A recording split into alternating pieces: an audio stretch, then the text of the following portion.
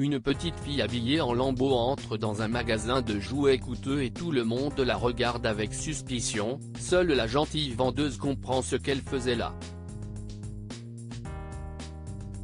Dès que Georges Tanaki a vu cet enfant entrer dans le magasin, il a su qu'elle avait des problèmes. Tout d'abord, elle était seule, et les enfants ne viennent pas seuls au Toys Galorium Emporium, et ensuite, elle était pauvre.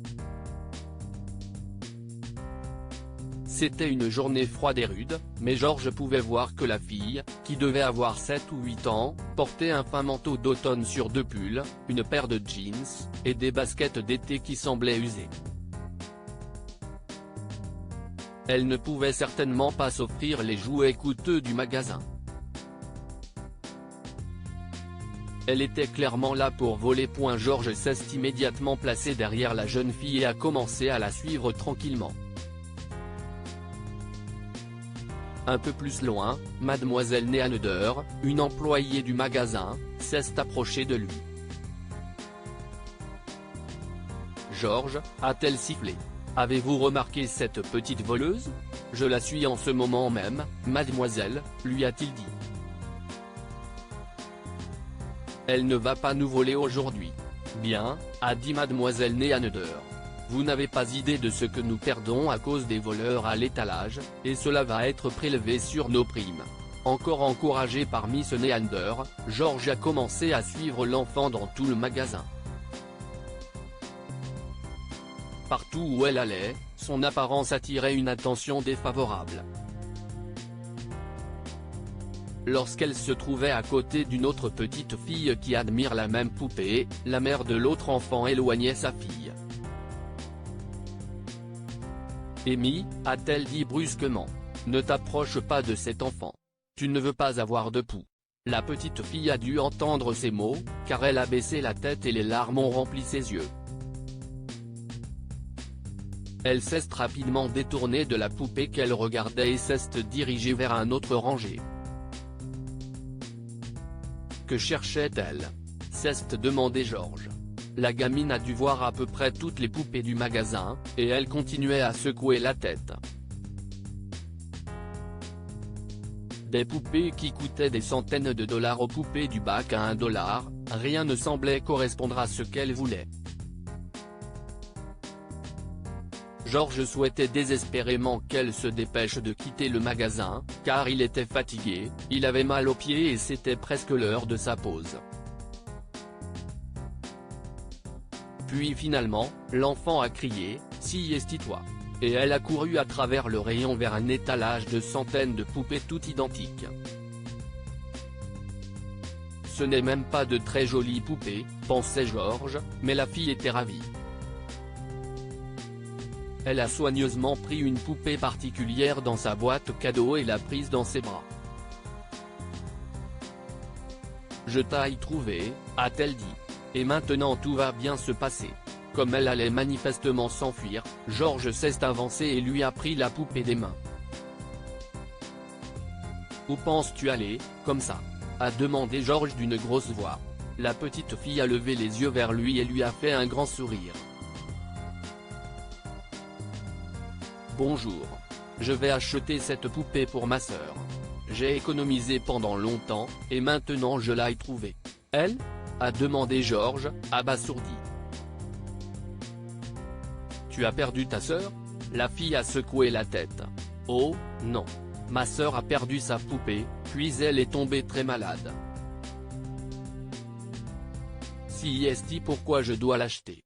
Pour qu'elle aille mieux. » Georges s'est éclairci la gorge. « Eh bien, puisque tu es en mission spéciale, je vais t'accompagner à la caisse pour m'assurer que tout va bien, d'accord ?» La fille a une fois de plus fait un grand sourire à Georges.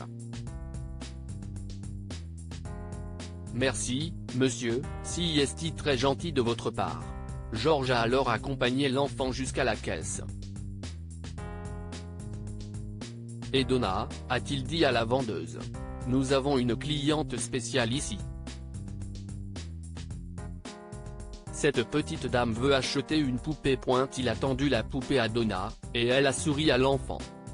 « Comment tu t'appelles, chérie ? A demandé Donna. Je suis Nora, a dit la petite fille. Je veux acheter cette poupée pour ma sœur, s'il vous plaît. J'économise depuis 6 mois maintenant et j'ai $5. Si est beaucoup je sais, mais elle a besoin de la poupée pour aller mieux. Donna a regardé l'étiquette de prix sur la boîte de la poupée, $25.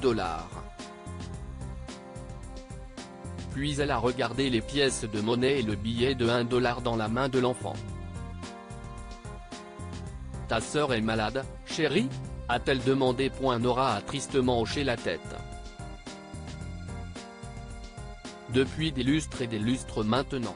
Elle est à l'hôpital, et maman dit qu'elle a besoin de garder le moral. Alors j'ai pensé. Si je pouvais trouver une poupée exactement comme l'ancienne, elle serait tellement heureuse. Donna a détourné le regard pour que Nora ne puisse pas voir les larmes dans ses yeux. Eh bien, chérie, tu as de la chance, parce qu'il y a une réduction unique sur cette poupée, et elle est à toi pour $5.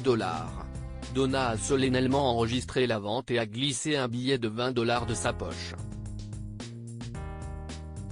Puis elle a emballé joliment la poupée pour la sœur de Nora.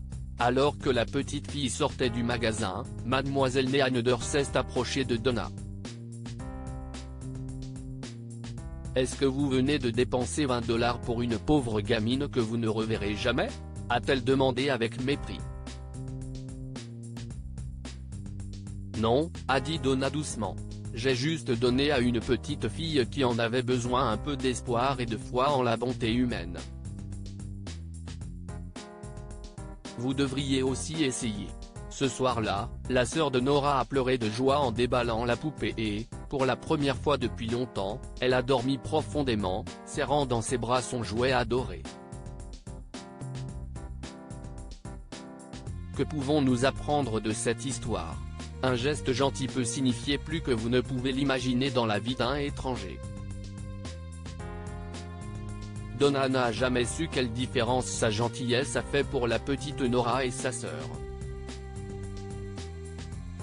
Ne jugez pas les gens sur leur apparence, vous ne savez pas ce qu'ils peuvent traverser.